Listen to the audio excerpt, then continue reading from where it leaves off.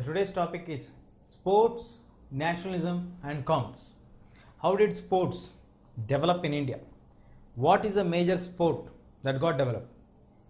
How it got transformed into the most popular sport in India? I think you all know about what is the game that I am going to talk. We have Indian national game, hockey, which is not so popular as this game. We have world histories created on this name. Let's push off the suspense. See here. The game which is known as gentleman's game, which was started by the English people in the earlier periods of 1880s. So later on it was practiced in all the colonial countries where they have ruled. I think I am clear about the game about which we are talking now. It's none other than cricket. So how did cricket develop in India? Cricket entered into India in the year 1932. But to the actual fact, India entered into the international cricket in 1932, way back 15 years before India got independence. So the Oriental Cricket Club, which was formed in 1848, was the first cricket club to be established. In order to understand the actual ground reality, what happened?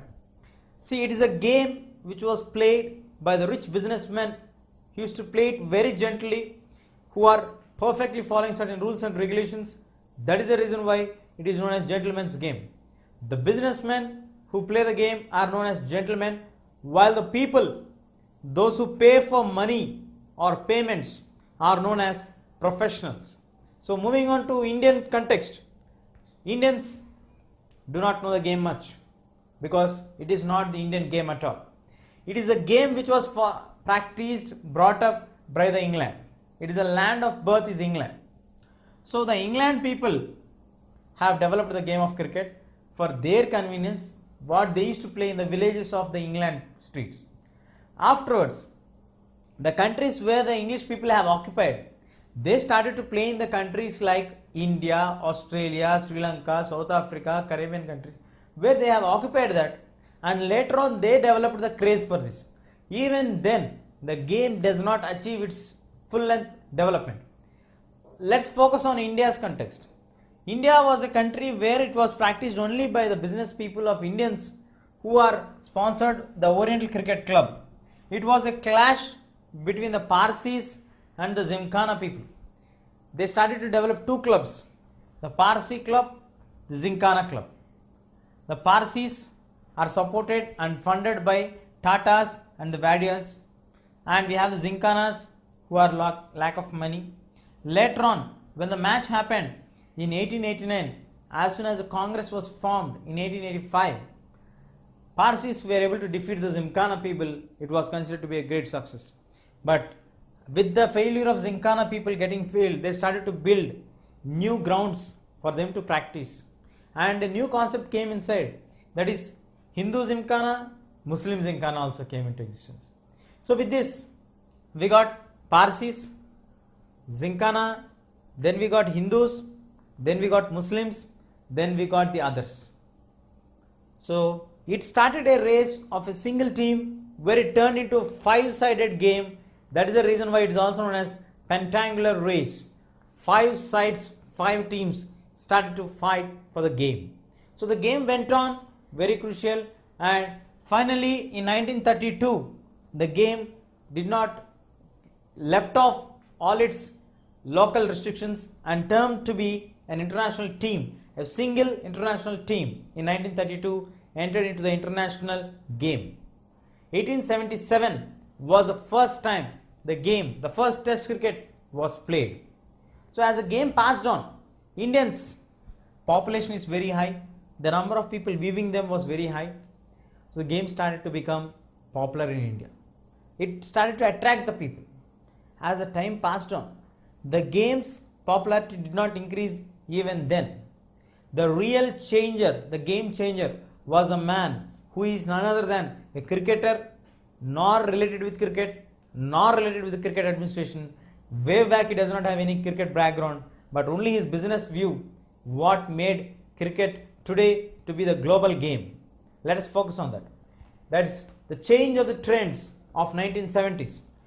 Here is the place where the cricket got changed from its old traditional setup, where the people started to accept the Britishers and the Australian people. The game rules have to be fit for everywhere. It doesn't fit only for the Britishers because they are framed by the Britishers, or by the Australians, which are apt, they are framed by the Australians. Later on, they started to get changed and accepted everywhere. They expelled South Africa in 1970. This was a great, tremendous change. Because of racist following in South Africa, they recognized it and they came with a social motto and they expelled South Africa, which brought entire new outlook for the game of cricket. And later on, in 1975, first time they were able to organize a successful first World Cup of the cricket, which created some impression and some popularity for the game. But later on, the real game changer, he is none other than Mr. Kerry Packer. He was an Australian business tycoon who saw it in a foresightedness and observed very clearly there is a true growth for cricket. He made 51 cricketers to sign an agreement and conducted several matches. In these several matches, though he got opposition from the international cricket associations, he rejected them, and for 2 to 3 years he played these matches continuously and created them live telecast in his television channels and made the cricket to get connected immensely to the people. And he did the business ever large for the cricket and made cricket to be the largest game with the title Packer's Circus of cricket. And he also brought the new outlook for the cricketers. That's the dressing style, the helmets, the gloves, the pads, all the latest things which makes them to feel secured and sophisticated and delicate and also safeguarded from all the balls, attacks and everything. So this also changes the outlook of the cricketers, and this have taken over the entire dynamics of all the other games where the real game of cricket was changed continuously. And later on, the ICC started to conduct various other meetings. The cricket boards began to become rich by selling the rights to the television channels. Television channels has become rich after buying the rights from the cricket shows because they can sell it for the advertisement groups. So in this way, the real business got generated because of the activity which was done by Kerry Packers. So this has made really cricket a tremendous game. And later on, the one-day international matches have taken over the test matches. The popularity have risen to its horizon. See here, today the cricketers were the people. Once upon a time, there was no right for them to play cricket. Once upon a time, they don't know anything about cricket. Once upon a time, who fought for the cricket teams between them? Today, they are the costliest, most popular, most wanted cricket players in the entire world. Those are none other than Indians. Indians, in the way back history, as we have analyzed, we have fought pentagonal struggle to get it for the Indians for the cricket cup or for the cricket team actually. But in actual reality today, the most popular cricketers are none other than Indians. They are the highest paid cricketers. The most richest boards are the Indian boards. They are having huge amount of properties, and the fame and the craze of the cricket players today doesn't match with any of the cricket players or any of the especially film stars or any other game players as that of the cricketers. They are the brand ambassadors from bats, cycles to the collars. There is no item which their brand doesn't get sold. They become to earn money and to play games and represent as a national pride for the people. This has got connected to all the people in a larger sector and scale, which has made them to feel that they are the real heroes. And there are craze for the people that who dream to play a match for the internationally to represent the Indian nation. So this has become generated cricketers to be looked on as gods. Who play cricket are astonishingly worshipped by the fans, and they do prayers for them. And we have one living example hailing from our own country. He is none other than Sachin Tendulkar, who created the world history by staying for the longest period of 24 years in the cricket and made 100 centuries. Was really a fantastic job.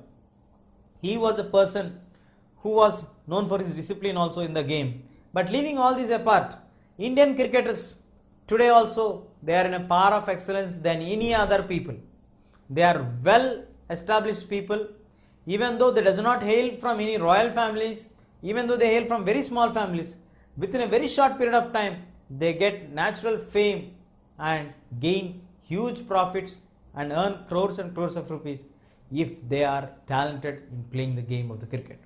So this all really reveals the secret that once we are considered as professionals, working people who used to work or play cricket for money, and it's considered as gentleman's game, but today the Indian cricketers are the highest paid cricketers. This is a really fantastic and astonishing fact to be learned. And moving on to the present day scenario, media runs behind the cricketers. Any game, it is live telecasted. It is the costliest game. We have youth, especially the people like you, who watch the cricket matches sitting along for 7 hours, if I am not wrong. First innings, second innings, even without missing a single ball.